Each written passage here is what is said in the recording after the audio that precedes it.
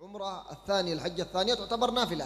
Nah, sebagaimana kita ketahui bahwasanya barang siapa yang pernah haji pertama kali, lalu haji kedua, ketiga kalinya, maka yang kedua dan ketiga kalinya itu dihitung sebagai haji yang sunnah. Wa na'rif nawafil az-zakah وهي الصدقات على الفقراء والأيتام والأرامل وهكذا. Dan kita tahu sunnah-sunnahnya kalau kita berzakat itu hukumnya wajib, dan sunnahnya di dalam berzakat itu apa? Seperti contohnya melaksanakan membayar sedekah, memberikan sedekah, ataupun bersedekah kepada anak-anak yatim, ataupun bersedekah kepada janda-janda. Itu sunnah pilar utama. ونعرف نوافل الصيام الست من شوال الاثنين الخميس الأيام البيض صيام يوم عاشوراء الذي يقبل علينا صيام يوم عرفة العشر من ذي الحجة وهكذا. Dan kita ketahui pula di dalam puasa pun ada sunnahnya. Puasa kita tetap wajib, puasa Ramadan wajib. Di situ ada puasa sunnahnya, puasa Ashura, puasa Yaumul Abyad, dan puasa-puasa yang lainnya yang beliau sebutkan tadi. ونعرف نوافل الصلوات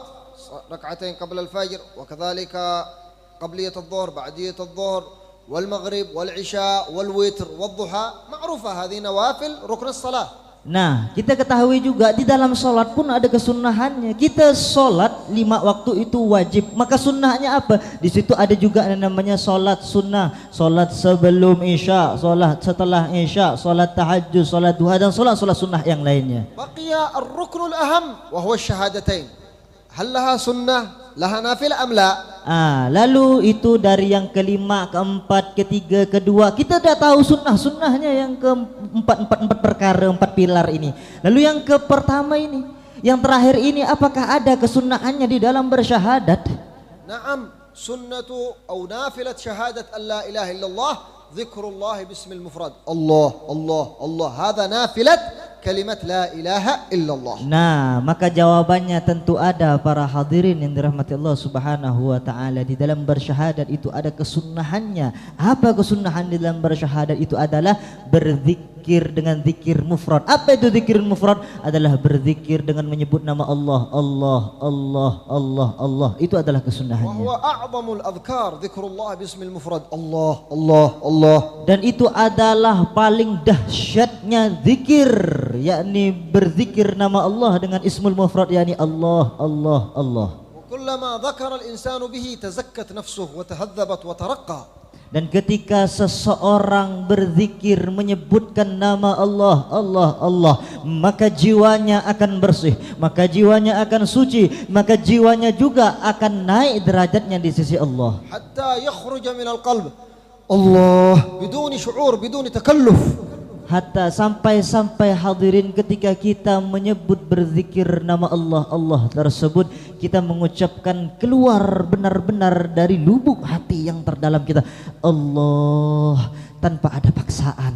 Wa takun kullama dzakaraka Allah mubasharatan tajiduka tantiq Allah min duni an tadri wa an tash'ur. Nah, ketika kita mengucapkan, kita berzikir nama Allah, maka dengan otomatis kita merasakan Allah tanpa kita sadari. Thumma wa ashhadu anna Muhammadar Rasulullah. Hal laha nafilah? Ma hiya nafilat syahadatu anna Muhammadar Rasulullah? Lalu yang kedua, yang pertama tadi asyhadu an la ilaha illallah, sunnahnya adalah zikir ismul mufrad, yakni kalimat Allah, Allah, Allah.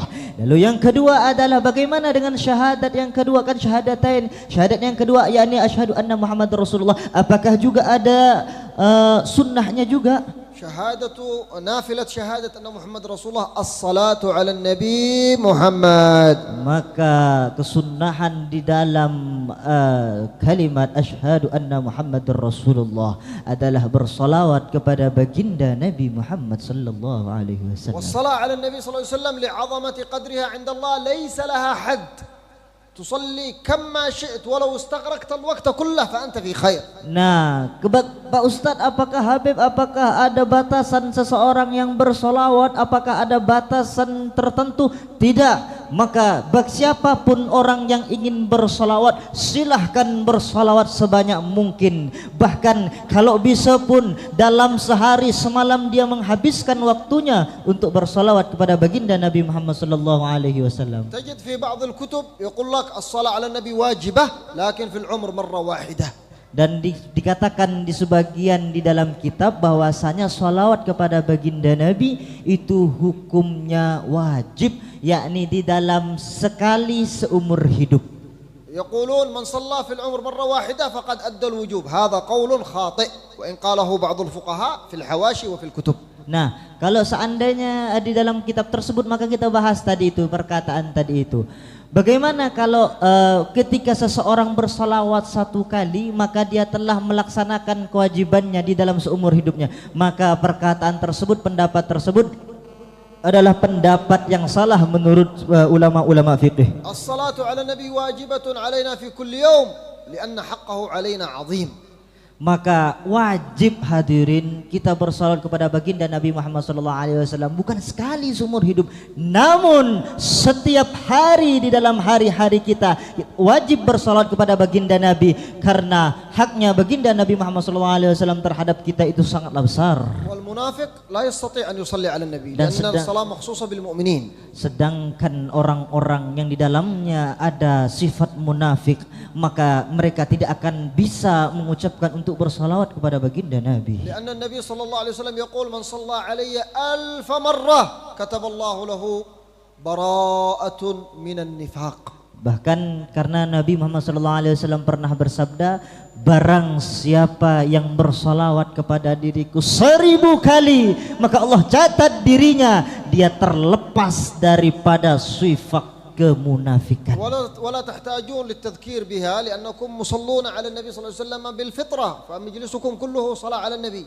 Nah, sebenarnya saya tidak perlu menyebutkan semuanya karena hadirin semuanya yang hadir majelis ini, kalian telah bersalat kepada baginda Nabi Muhammad SAW dengan sesungguh-sungguhnya salawat.